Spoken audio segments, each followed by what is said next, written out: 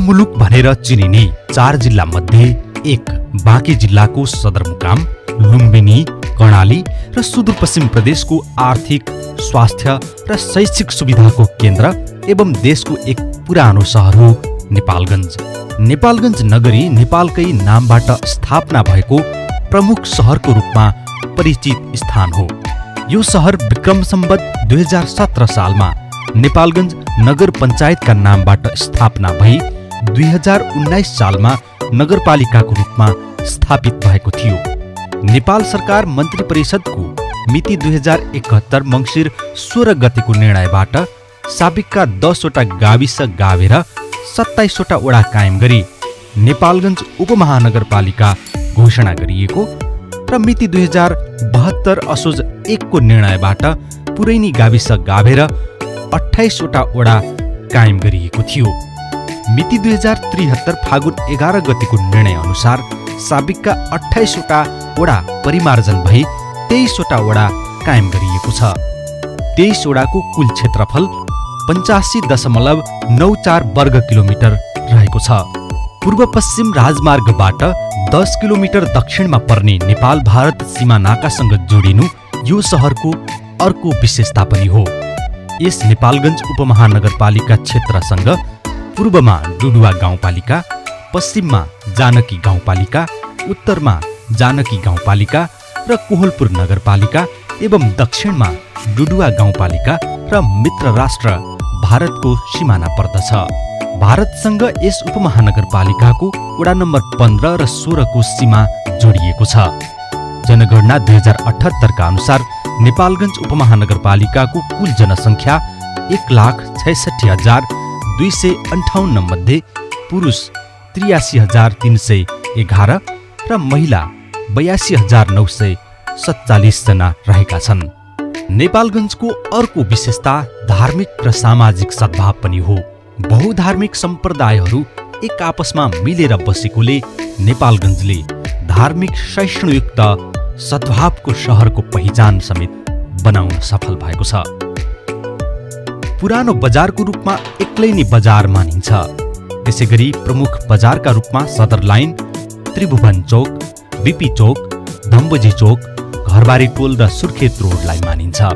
मुटुमा बागेश्वरी मन्दिर रहेको नेपालगञ्जमा राजा विमानस्थलबाट काठमाडौँ र पोखराका साथै कर्णाली र सुदूरपश्चिम प्रदेशका दुर्गम जिल्लाहरूमा समेत नियमित उडान हुने गर्दछ। 2052 सालदेखि 2074 सम्म जनप्रतिनिधिविहीन रहँदा भौतिक विकास स्थगित जस्तै हुन पुग्यो। खाल्डाखुल्डी र धुलो धुवाँयुक्त सडक, ढल निकासको अभाव, फोहोर व्यवस्थापनको न्यूनतम प्रणालीको पनि अभाव, अव्यवस्थित बस पार्क, सहरका सौन्दर्य र पर्यटकीय क्षेत्रको जीर्णोद्धार र विकासको अभाव नेपालगञ्जले झेलिरहेको थियो। यसका साथै सामाजिक र आर्थिक विकासमा पनि धेरै कामहरू गर्नुपर्ने नागरिकका अपेक्षाहरू थिए। ती अपेक्षालाई पूरा गर्ने बाचा सहित चुनिएका संघीयतापछिको पहिलो स्थानीय सरकारका जनप्रतिनिधिका रूपमा नेपालगञ्ज उपमहानगरपालिकाका जनप्रतिनिधिहरूको सक्रियतापछि नेपालगञ्जले विकासमा उदाहरणीय काम गर्न सफल भएको छ। भौतिक योजनाहरूमा करिब करिब बाटा, घाटा, नाली, नुलाहरू कुरा आउँछन्। नेपालगञ्ज उपमहानगरपालिकाका सम्पूर्ण बाटाहरू मर्मत भइसकेका छन्। डुबानको स्थिति नगरपालिकामा रहने छैन। ठुला साना सब नालाहरू करिब करिब बनिसकेको छ। एसियाली विकास ब्याङ्कको एउटा प्रोजेक्ट थियो र शहरी विकास मन्त्रालयको पनि एउटा चाहिँ प्रस्ताव हामी कहाँ परेको थियो। यो दुईटा परियोजना र नेपालगञ्ज उपमहानगरपालिकाको आफ्नो जुन बजेट थियो त्यो बजेटबाट हामीले मुख्य सम्पूर्ण सडकहरू कालोपत्री गरेका छौँ र सकेसम्म गल्ली गल्लीहरूमा चाहिँ पिसिसी बाटो निर्माण गर्ने काम गरेका छौँ र जहाँ चाहिँ पिसिसी निर्माण हुन सकेको छैन, कम्तीमा हिँड्न सक्ने भनेर ग्राभिल निर्माणको कामहरूलाई चाहिँ अगाडि बढाएका छौँ। 2 दशकसम्म विकास ठप्प भएको नेपालगञ्जमा स्थानीय सरकार बनिसकेपछि जनताले सबैभन्दा बढी अपेक्षा गरेको विकास सडक नै थियो। सडक निर्माणमा एडिबीको सहयोगमा सञ्चालित एकीकृत शहरी विकास आयोजनाको पनि ठूलो भूमिका रह्यो। उक्त आयोजनाको सफल कार्यान्वयनमा आएका अनेक समस्याहरूको समाधान गर्न उपमहानगरपालिकाका जनप्रतिनिधिहरूले खेलेको भूमिका उल्लेखनीय रह्यो। त्यसैको फलस्वरूप अहिले नेपालगञ्जको मुख्य सहरदेखि पछि गाभिएका ग्रामीण क्षेत्रमा पनि गुणस्तरीय सडकहरू पुगेका छन्। मैले आफूले यो पूर्वाधार विकास समितिबाट गर्ने कामहरू पुरा गरेको छु र नेपालगञ्ज उपमहानगरपालिकाले पनि आफ्नो दायित्व पुरा गरेको छ र नेपालगञ्ज उपमहानगरपालिकाले हालसम्म लगभग कम्तीमा पनि 100 किलोमिटर जति बाटो पिच बनाएको छ। अति आवश्यक बस्ती बढ्न लाग्यो भनेपछि त्यहाँको आवश्यकता अनुसार माग भए अनुसार त्यहाँ चाहिँ विकासका कामहरू तीव्र रूपले भएका छन्। केही वडामा जग्गा उपलब्ध नहुँदा रोकिएको बाहेक सबै वडा कार्यालयका आफ्नै भवनहरू निर्माण भइसकेका छन्। यसैगरी सहरमा रहेका साना तथा ठेला व्यवसायहरूलाई एक ठाउँमा व्यवस्थित गर्ने उद्देश्यले नेपालगञ्ज 12 BTS रोडमा सटरहरू निर्माण गरिएका छन्। हामीले पिछडा वर्गको योजनाहरू धेरै अगाडि सार्यौं। यसमा के अगाडि सार्यौं भने हामीले नारी विकासको एउटा बिल्डिङलाई हामीले ट्रेनिङ हल बनायौं र 4 वटा ट्रेनिङ हल त्यहाँ छ। त्यसमा कटाई सलाईको डल बनाउने, मोबाइल बनाउने, कुक ट्रेनिङ, वेटर ट्रेनिङ हैन अरु विभिन्न ट्रेनिङहरू हामी सञ्चालन आफै गरे छौं र हाम्रो गाउँ नगर साझेदारी कार्यक्रमबाट धेरै ऋणहरू पिछडा वर्गलाई हामीले बिना धितोको दिएको छौं। 400 वटा व्यक्ति समूहलाई हामीले ऋण बिना धितोको ऋण सानो काम 2 लाख सम्मको ऋण हामीले यहाँबाट वितरण गरेका।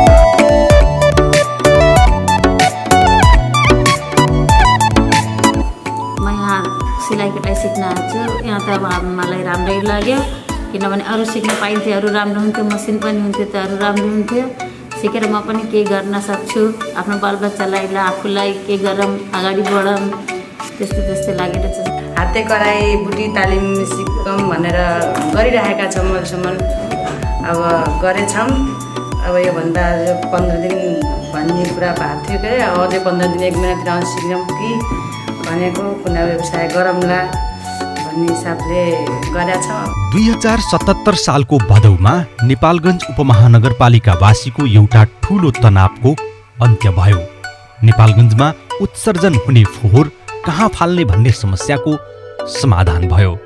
नेपालगञ्ज वडा नम्बर 23 मा देशकै नमुना एकीकृत फोहोर मैला व्यवस्थापन तथा प्रशोधन केन्द्र ल्यान्डफिल साइट निर्माण सम्पन्न भएपछि अब करिब 3 दशकसम्म नेपालगञ्जले फोहोर फाल्ने ठाउँको तनाव झेल्नु पर्ने छैन। 2073 जेठ 31 मा सम्झौता भएर असार 20 गतेदेखि काम थालिएको ल्यान्डफिल साइट 38 करोड 93,42,000 को लागतमा निर्माण सम्पन्न भएको हो। शहरी विकास मन्त्रालय अन्तर्गत संघीय आयोजना कार्यान्वयन इकाइ नेपालगञ्जले यसको निर्माण गरेको हो। करिब 13 बिघा क्षेत्रफलमा फैलिएको अत्याधुनिक ल्यान्डफिल साइट नेपालकै पहिलो हो। नेपालगञ्जको गौरवको रूपमा रहेको यो ल्यान्डफिल साइटमा दैनिक 26 टन फोहोर भण्डारण गर्न सकिन्छ। ल्यान्डफिल साइटमा कुहिने र नकुहिने फोहोर छुट्टै भण्डारण गर्न मिल्ने गरी संरचना बनाइएको छ।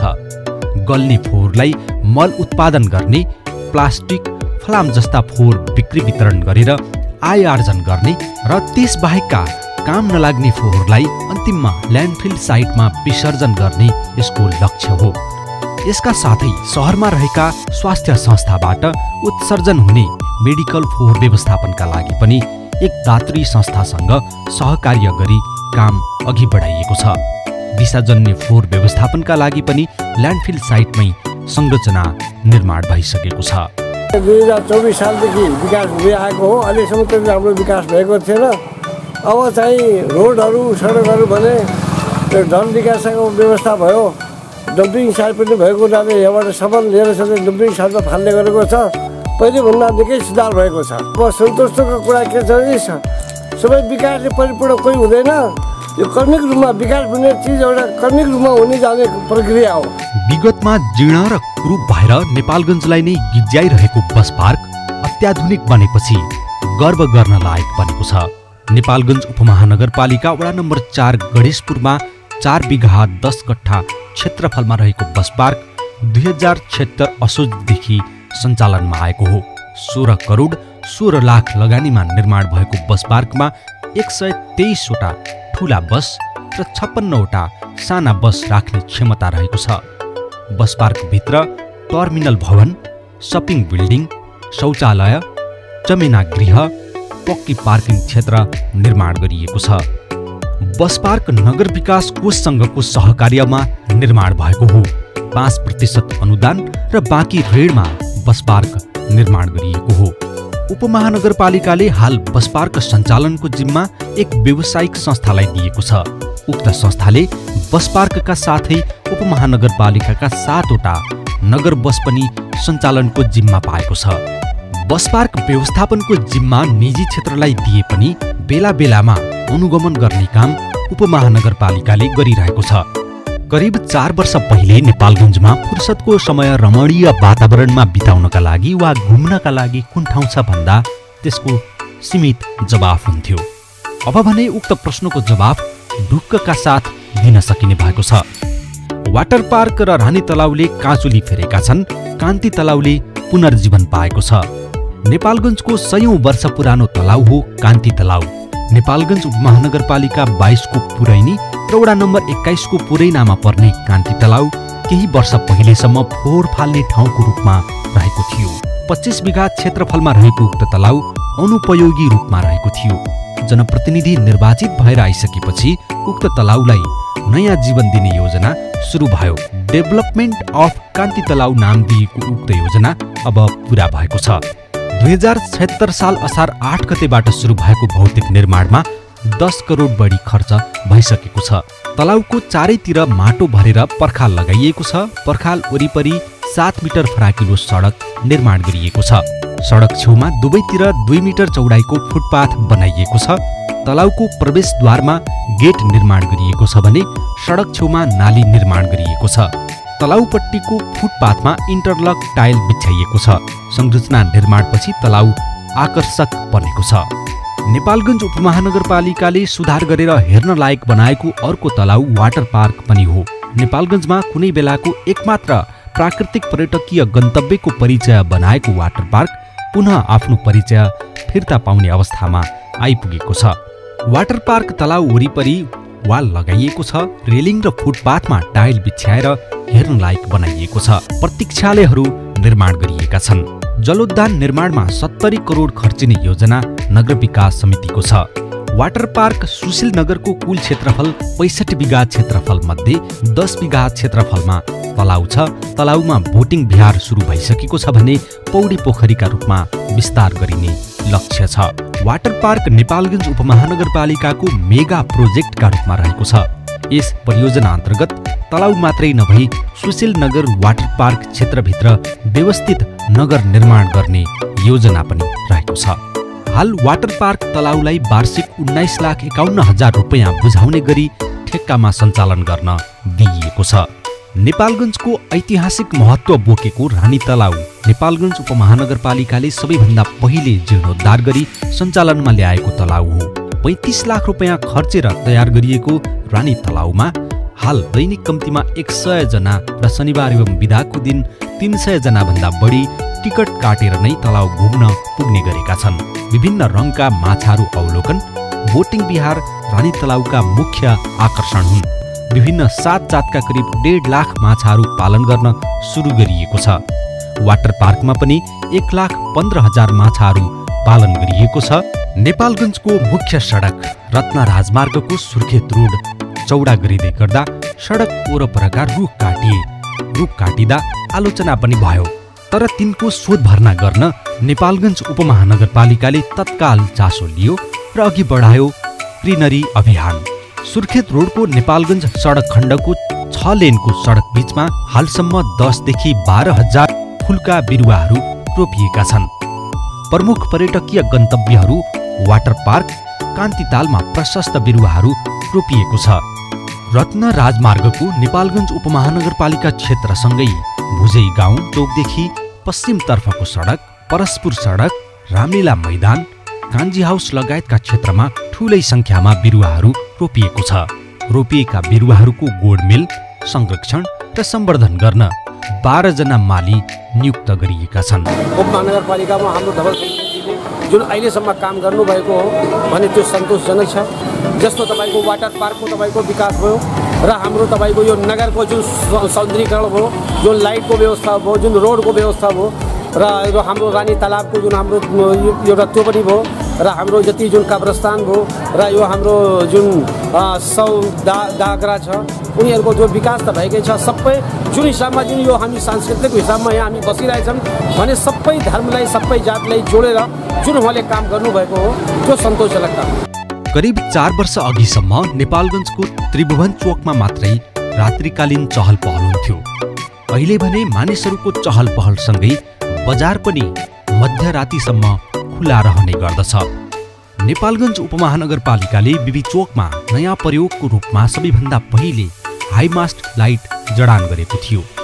बिपी चोकमा जडान भएको हाइमास्ट लाइट रात्रिकालीन बजार विस्तारका लागि अन्यन्त्र पनि आवश्यक देखिएपछि शहरी विभाग तथा भवन निर्माण विभाग संघीय आयोजना कार्यान्वयन इकाइले नेपालगञ्जका 38 चोकमा हाइमास्ट लाइट जडान गरेको छ।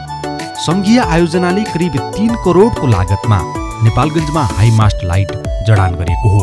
यसअघि नेपालगञ्जको मुख्य सडकको रूपमा रहेको सुर्खेत रोडमा सोलर बत्तीको मात्रै उज्यालो थियो।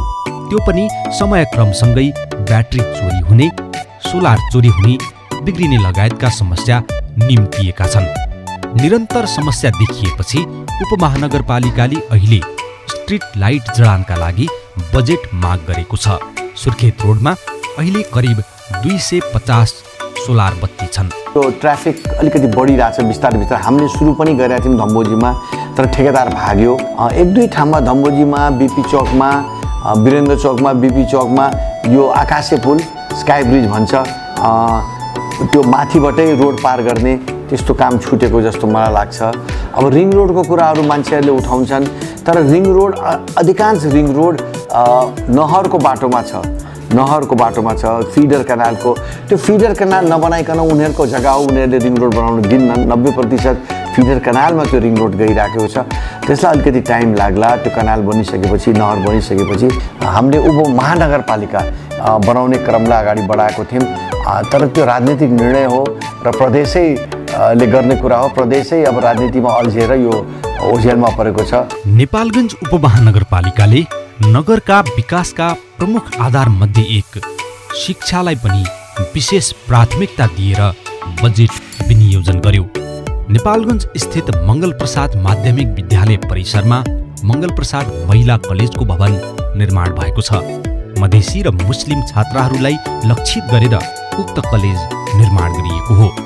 उक्त विद्यालयमा व्यावसायिक सिपयुक्त विषयहरू अध्यापन गराउने उद्देश्यले उपमहानगरपालिकाले पूर्वाञ्चल विश्वविद्यालयसँग अनुमतिका लागि आवेदन दिइसकेको छ। यस नेपालगञ्जमा चाहिँ मधेसी, मुस्लिम लगायत अन्य जात जातिका चाहिँ बसोबास रहेको हुँदा खास गरिकन मधेसी र मुस्लिम परिवारका अभिभावकहरूले आफ्नो छोरीहरूलाई +2 पछि को एजुकेसनमा चाहिँ पढ्न नपठाउने सो उद्देश्य लिएर उनीहरूले पनि उच्च शिक्षा हासिल गर्न सकुन् भनेर यसलाई प्रविधि कलेजको रूपमा चाहिँ विकसित गर्दै लैजाने र सहुलियत दरमा चाहिँ उच्च शिक्षा ती छात्राहरूले चाहिँ उनको उच्च शिक्षाबाट वञ्चित नहुन् भन्ने उद्देश्यले यो कलेजको स्थापना गरिएको हो। र यस कलेजमा त्यसबाहेक पनि आदिवासी, दलित, सीमान्तकृत, शोषित, जेनेदार र गरिब छात्राहरूलाई चाहिँ विशेष सहुलियत प्रदान गरिनेछ। यो कलेजमा चाहिँ अहिले खास गरिकन हामीले सम्बन्ध लिन गइरहेका छौँ। त्यसमा चाहिँ हामीले BBA, BBS, BIT, BCA, BALLB 5 वर्ष र 4 वर्ष BEd को कोर्स सञ्चालन। र यो भेगमा चाहिँ यो महिला कलेज सुदूरपश्चिम र मध्यपश्चिमको एकमात्र कलेज रहेको छ। यो 4 तल्ले बिल्डिङमा चाहिँ 40 वटा कोठा छन्। 800 सेट तपाईँको छात्राहरूको बस्नको लागि चाहिँ डेस्क बेन्च बनाइएको छ। 62.5 kV को जेनेरेटर छ। 3 फेज लाइन छ जेनेरेटर सहितको। 1.5-2 वर्षमा हामी अगाडि एउटा सानो भवन रहेको छ 14 कोठाको, त्यसमा हामी छात्रावासको व्यवस्था गर्छौँ। अपाङ्ग मैत्री हामीले शौचालय निर्माण गरेका छौँ। क्याफ्टेरियाको क्यान्टिनको व्यवस्था गरेका छौँ। गार्ड रुम छ, साइकल स्ट्यान्डहरू छ। उपमहानगरपालिकाले सल्यानी बागको सरस्वती माध्यमिक विद्यालयलाई पनि नमुना महिला माध्यमिक विद्यालयको रूपमा सञ्चालन गरेको छ। हामीले वडा नम्बर 4 को जुन सल्यानी बङ्गला स्कुल थियो जहाँ चाहिँ हामीले हिजोको दिनमा छात्रा स्कुल सञ्चालन नगर्दा एकदमै मुस्किलले हामीसँग त्यहाँ 50 जना विद्यार्थी हुन्थ्यो र अहिले त्यहाँ चाहिँ 500 भन्दा बढी विद्यार्थीहरू छात्राहरू विशेष गरेर लेडिजहरूको लागि मात्रै हो त्यो छात्राहरू त्यहाँ अध्ययन गर्नुहुन्छ र त्यो अध्ययनमा खास गरेर मधेसी मुस्लिम र अझै भन्ने हो भने विपन्न परिवारका छात्राहरूलाई त्यहाँ हामीले सहुलियतमा त्यहाँ पढाउने व्यवस्था गरेका छौँ। जस्तै हामीले सुरुवातमा त्यहाँ विद्यालय आउने छात्राहरूको परिवारलाई 2 लिटर तेलको व्यवस्था गरेका थियौँ हरेक महिना र त्यो सँगसँगै छात्राहरूलाई विद्यालय आवत जान सजिलो होस् भनेर त्यहाँको सम्पूर्ण 5 कक्षादेखि माथिका सम्पूर्ण छात्राहरूलाई हामीले साइकल वितरण गर्यौँ। हामीले गएको वर्षदेखि एउटा कन्या कलेज स्थापना गर्ने भनेर मङ्गल प्रसाद माविसँग चाहिँ हाम्रो छलफल भयो। अहिले हामीले त्यहाँ 40 कोठे भवन निर्माण गरिसकेका छौँ। सम्भवतः यही आउने शैक्षिक सत्रदेखि चाहिँ हाम्रो त्यो कन्या कलेज पनि मङ्गल प्रसाद कन्या कलेज पनि सञ्चालन हुन्छ। 2076 माघ 10 गते नेपालमै पहिलो कोरोना संक्रमण भएका 32 वर्षीय पुरुष नेपालगञ्जका थिए।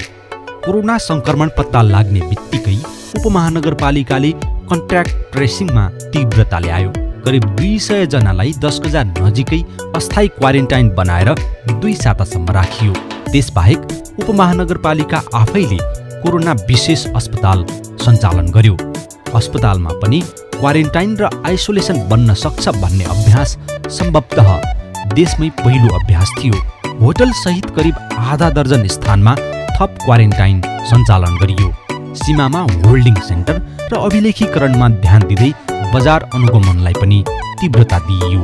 मास्क, सेनिटाइजर तथा जनस्वास्थ्यका अन्य मापदण्ड पालनाका लागि जनचेतनामूलक अभियान पनि चलाउँदै समुदाय स्तरमा मास्क र सेनिटाइजर वितरण पनि गरियो।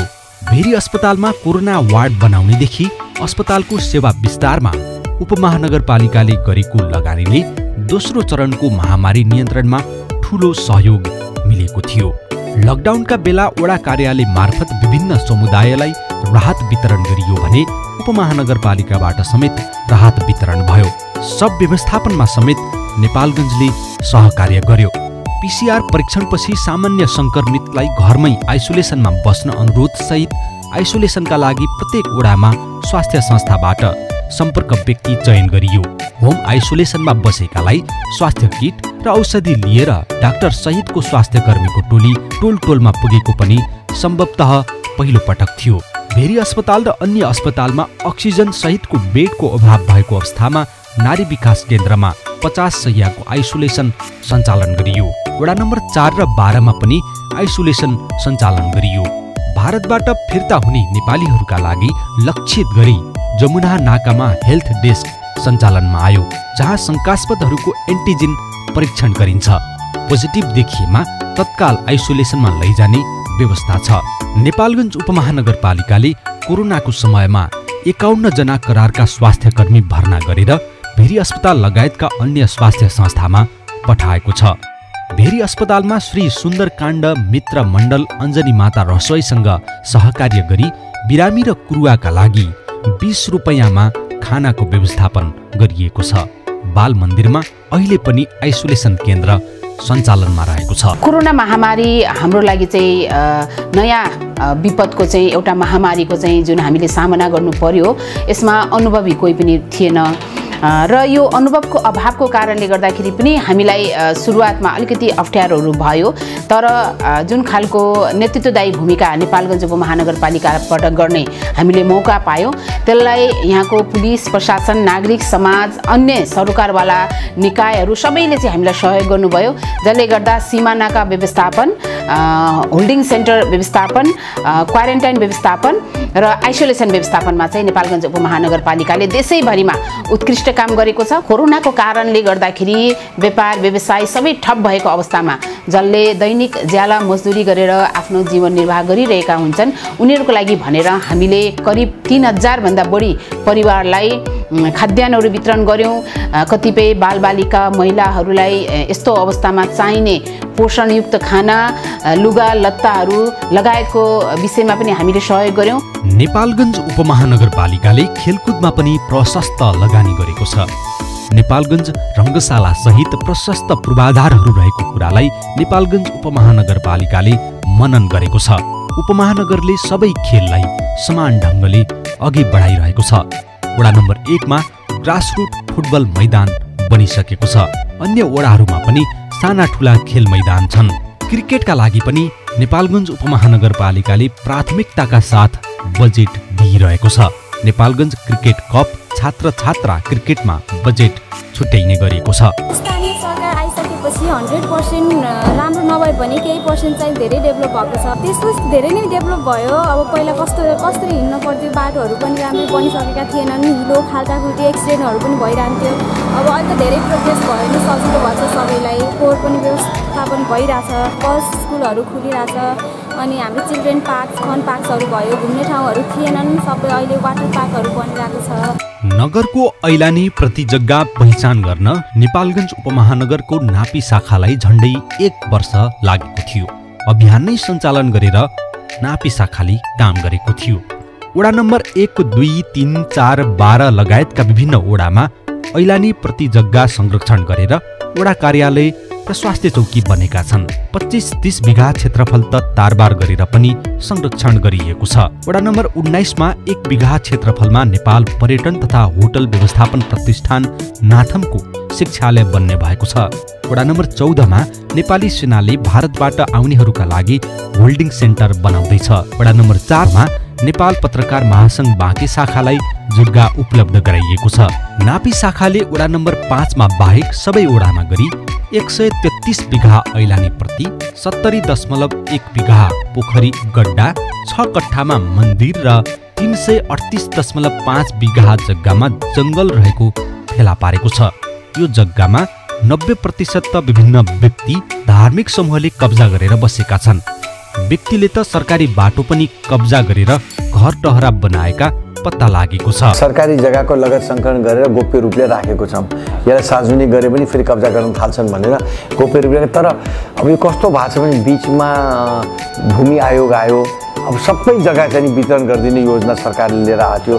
बडा दुःखदायी स्थिति थियो। तर अहिले फेरि त्यो आयोग चाहिँ बन्नु, नत्र भने त खाली जग्गा देखे कि दरखास्त हाले कि जनताले पाउने हुन्थ्यो। त्यो भए त खाली जग्गै नहुने हुन्थ्यो। अहिले नि जग्गाहरू सबै वितरण हुने स्थिति थियो, तर अहिले त्यो रुकेको छ। नेपालगञ्ज उपमहानगरपालिकाले बालिका शिक्षा र बालविवाह न्यूनीकरण मुद्दती खाता सञ्चालन गरेको छ। बालबालिकाहरूलाई शिक्षामा प्रेरित गर्दै बालविवाह न्यूनीकरणमा सहयोग पुगोस् भन्ने उद्देश्यले मुद्दती खाता सञ्चालनमा ल्याइएको हो। चालु आर्थिक वर्ष 2078-79 देखि लागू गरिएको यो कार्यक्रमका लागि 10.5 लाख रुपैयाँ बजेट छ। जनै 15,000 का दरले 5 वर्षका लागि मुद्दती खातामा पैसा जम्मा गरेर 15 देखि 20 वर्ष उमेर समूहका बालिकाहरूलाई बालविवाहको जोखिमबाट बचाउने प्रयास स्वरूप यो कार्यक्रम लागू गरिएको छ। विपन्न समुदायका बालबालिकाको शैक्षिक निरन्तरता, असहायहरूको सहयोग, उद्धार, पुनस्थापना लगायतको काममा पनि बालकोष खडा गरेर काम भइरहेको छ। अपाङ्गता परिचय पत्र वितरणको कार्यलाई निरन्तरता दिँदै आइएको छ। ज्येष्ठ नागरिकको सम्मानका खातिर पनि कार्यक्रमहरू भएका छन्। नेपालगञ्ज उपमहानगरपालिकाले 4 वर्षको अवधिमा अपाङ्गता भएका व्यक्तिहरूको क्षेत्रको लागि प्रत्येक साल बजेटहरू विनियोजन गरिरहेछ र त्यो विनियोजन बजेटहरूले हामीले अपाङ्गता भएका व्यक्तिहरूको सर्वप्रथम उहाँहरूको लागि मोबिलिटीको लागि सहायक सामग्री वितरण गर्ने र सबैका त्यो बजेटले सबै वडाका वडा अध्यक्ष लगायत सचिवहरूलाई हामीले अपाङ्गता ऐनका अधिकार सम्बन्धी अनुकूल तालिम दिइसकेका छौँ। पहिल्यै दिनहरूभन्दा यो 4 वर्षमा नेपालगञ्ज उपमहानगरपालिकाले अपाङ्गता क्षेत्रमा केही कामहरू गरेको। नेपालगञ्ज उपमहानगरपालिकाले बाल संरक्षण नीति पनि बनाइसकेको छ। अपाङ्गता र बालबालिका सम्बन्धी ऐन पनि निर्माण गरिएको छ। त्यस्तै लैङ्गिक हिंसा निवारण रणनीति तथा बालविवाह उन्मूलन कार्ययोजना पनि निर्माण गरी लागू गरिएको छ। आर्थिक विकास समितिका भित्र पर्ने सहकारी अनि कृषि, त्यसपछि पशु सेवाहरूका यिनी शाखाहरू अन्तर्गत हामीहरू काम गर्छौँ। अब कृषि सम्बन्धी काम भन्नाले अहिले हजुरको वडा नम्बर 19 मा डिप बोरिङ सञ्चालन भइरहेको छ। हामीले वहाँदेखि सुरुवात गरेका छौँ। अब आउने दिनमा पनि विभिन्न वडाहरूमा जहाँ कृषिहरू भइरहेको छ त्यहाँ डिप बोरिङ सञ्चालन गर्ने हामीहरूको उद्देश्य छ।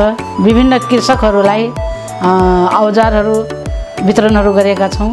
बिउ बिजन उत्पादन तालिम हामीले सञ्चालन गरेका छौँ। अहिले हाम्रो सहकारी ऐनमा 2074 र 77 को सहकारी ऐन लागू भएको छ र विषयमा सहकारीहरूलाई बोलाएर हामीले कार्यक्रमहरू पनि गर्छौँ र कसले कति काम गरेको छ, कुन सहकारीले बलियो ढङ्गले गएको छ, कुन सहकारीलाई समस्याहरू परेको छ, त्यो कुराहरू पनि हामीले छलफलहरू त्यस्तो गोष्ठीहरू सहकारीको गरेर सबै सहकारीहरूलाई भेला गराएर उहाँहरूको के कति प्रगति भएको छ, के कस्ता समस्याहरू भएका छन् भन्ने कुरामा पनि हामी छलफल गरेर आगामी दिनमा कसरी जाने भनेर सल्लाह सुझाव पनि दिने गरेका छौँ। नेपालगञ्ज एउटा सद्भावको सहर हो। जनप्रतिनिधि आइसकेपछि यस नेपालगञ्जमा हरियाली, विकास, समृद्धि भएको छ। स्थानीय सरकारलाई प्राप्त अर्को महत्त्वपूर्ण अधिकार हो न्याय सम्पादनको। नेपालगञ्ज उपमहानगरपालिकाले न्याय सम्पादनमा पनि उदाहरणीय कामहरू गरेको छ। न्यायपालिकामा आएका उजुरीहरूमा मेलमिलाप गर्नका लागि हरेक वडामा मेलमिलापकर्ताहरू राखिएका छन्। मेलमिलाप हुन नसक्ने उजुरीमा पनि इजलास मार्फत निर्णय दिने गरिएको छ। न्यायिक समितिको जिम्मेवारी दिनुको एउटा मूल मर्म चाहिँ अदालती प्रक्रियामा जुन ढिला सुस्ती हुन्थ्यो, जसले गर्दाखेरि चाहिँ जनताले समयमै न्याय नपाएको अवस्थालाई स्थानीय सरकारले सम्बोधन गर्न सक्छ भन्ने अवधारणा, त्यो मर्म अनुसार यो जिम्मेवारी दिएको थियो। कसले कसरी काम गर्ने भन्ने खालको चाहिँ अन्यलताको बिचमा हामीले काम गर्न सुरुवात गऱ्यौँ। तर पछि हामीले विभिन्न खालको तालिमहरू लियौँ र तालिम पश्चात चाहिँ हामीले हाम्रो आफ्नै कानुन बनाएर चाहिँ न्यायिक समितिलाई चाहिँ अलिक बलियो बनाउने एउटा आधार स्तम्भ खडा गर्ने चाहिँ प्रयासहरू गऱ्यौँ। र हामीले चाहिँ काम गर्ने भनेको मुख्यतः मेलमिलापको माध्यमबाट हो। हामीसँग मेलमिलापकर्ताहरू हुनुहुन्थेन र हामी आइसकेपछि हामीले 100 जना भन्दा बढी मेलमिलापकर्ताहरू तयार गऱ्यौँ र आजको दिनमा चाहिँ एउटा मेलमिलाप समिति हामीले नेपालगञ्ज उपमहानगरपालिकामा गठन गरेका छौँ। एउटा मेलमिलापकर्ताहरूको लागि भनेर एउटा कोठा पनि उहाँलाई व्यवस्था गरिसकेका छौँ र 23वटै वडामा मेलमिलाप समितिहरू गठन भइसकेको छ। र अब आउने दिनहरूमा चाहिँ मेलमिलाप समितिको माध्यमबाट आएका मेलमिलापका मुद्दाहरू निर्कोल भएका र निर्कोल हुन नसकेका मुद्दाहरूलाई चाहिँ न्यायिक समितिले चाहिँ हेर्ने भनेर अहिलेदेखि सुरुवात गरेका छौँ। ऐन, नियम, निर्देशिका र कार्यविधि गरी अहिलेसम्म 45वटा कानुन निर्माण भएर कार्यान्वयनमा आइसकेका छन्। कानुनहरू बनाइएछ, नगरपालिका चलाउने यो स्थानीय सरकार हो र स्थानीय सरकारले आफ्नै कानुनहरू बनाउनुपर्छ र त्यो कानुनहरू करिब धेरै कानुनहरू बनेको छ, केही बन्ने क्रममै अझ छ। यसरी स्थानीय तहको पहिलो कार्यकालमा नेपालगञ्ज उपमहानगरपालिका सबै क्षेत्रको विकासमा अभूतपूर्व सफलता हात पार्न सफल भएको छ। आधारभूत भौतिक निर्माणका करिब सबै काम सकेर अब नगरको सौन्दर्यकरण, आर्थिक र सामाजिक विकासमा केन्द्रित हुने गरी स्थानीय तहको जग बसालिएको छ।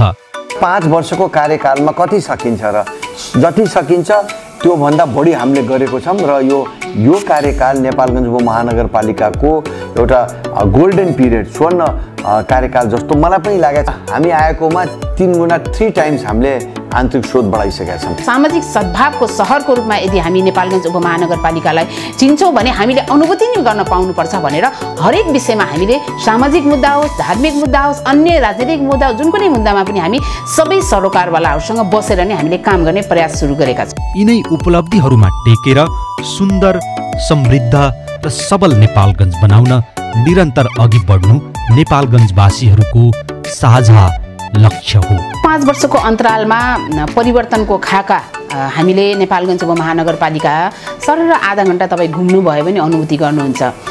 बाटो हरेक ठाउँमा हामीले बाटो निर्माण गरेका छौँ। हरेक ठाउँमा चाहिँ जनताको पहुँच हुने गरी वडा कार्यालय निर्माण गरेका छौँ।